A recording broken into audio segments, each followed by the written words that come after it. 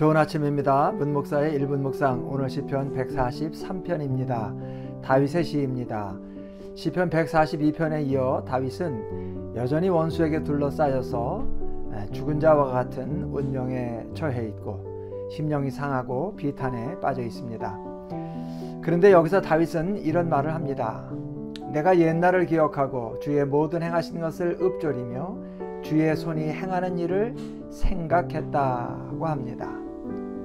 다윗이 기억한 옛날 일, 다윗이 읊조린 하나님께서 행하신 일은 어떤 일일까요?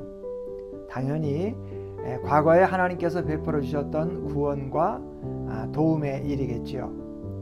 그러니까 지금 이 깊고 깊은 고난의 수렁 속에서 옛날을 기억하고 하나님께서 행하신 일들을 읊조린다는 것은 하나님께서 옛날과 같이 지금 다시금 구원해달라는 간구이자 변함없으신 하나님의 신실하심을 의지하겠다는 다짐이기도 합니다.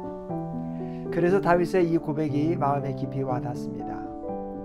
오늘 우리가 살아가는 이 힘들고 어려운 인생 여정, 두려움이 밀려오고 마음이 상할 때 오늘 다윗의 이 고백처럼 과거에 하나님께서 나를 위해서 행하셨던 일들을 생각해야 하지 않을까요? 신실하신 하나님께서 이 고난의 여정을 이겨나갈 힘을 주시고 살 길을 열어주실 것입니다. 깊은 고난의 수렁 속에서 다윗은 또한 이렇게 간구합니다. 아침에 나로 하여금 주의 인자한 말씀을 듣게 하소서. 내가 주를 의뢰함이니이다. 다윗은 자기에게 말씀하시는 하나님의 인자한 말씀, 즉 사랑의 말씀을 듣고 싶어 했습니다. 비록 고난의 수렁 속에 빠져 허우적거리는 신세지만은 매일 아침마다 다윗 자신을 향한 하나님의 사랑은 변함이 없다 하는 말씀을 듣고 싶었습니다. 하나님의 사랑, 하나님의 헤세드만 확인할 수 있다면 어떤 고난도 견딜 수 있다고 다윗은 생각합니다. 힘들고 어려울 때 사람이 건네는 위로도 필요하고 소중합니다. 사람의 위로와 격려로도 마음의 안정과 힘을 얻을 수 있습니다. 그러나 고난당하는 사람에게 정말로 필요한 말은 하나님의 인자한 말씀입니다. 하나님의 사랑의 말씀입니다. 마음이 상하고 지칠 때, 불안할 때, 두려움이 엄습할 때 하나님의 말씀을 더욱 붙들고 경청해야 합니다. 그럴 때 말씀과 함께 역사하시는 하나님의 사랑과 능력을 체험할 수 있습니다. 또한 다윗은 이렇게 기도합니다. 나를 가르쳐 주의 뜻을 행하게 하소서.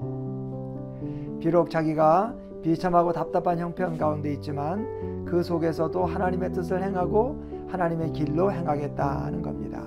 이것은 결코 쉽지 않은 일입니다. 사람이 고난을 당할 때는 자기 자신에게만 집중하게 됩니다. 자기의 아픔만 주목하게 되기 쉽습니다. 다른 것들을 생각하기가 어렵고 부정적인 생각에 사로잡히게 됩니다. 하나님의 뜻을 행하겠다는 생각 같은 것은 정말 하기 어렵습니다. 그럼에도 불구하고 다윗이 이런 기도를 한다는 것은 놀라운 일입니다. 이런 것이 정말 믿음이겠죠. 오늘 고난 가운데에서 다윗이 기도하는 것, 다윗이 보여주는 모습, 하나님의 크신 은혜가 있어서 가능한 일입니다. 이렇게 기도하고 행할 수 있는 은혜를 우리도 하나님께 구해야 하지 않을까요?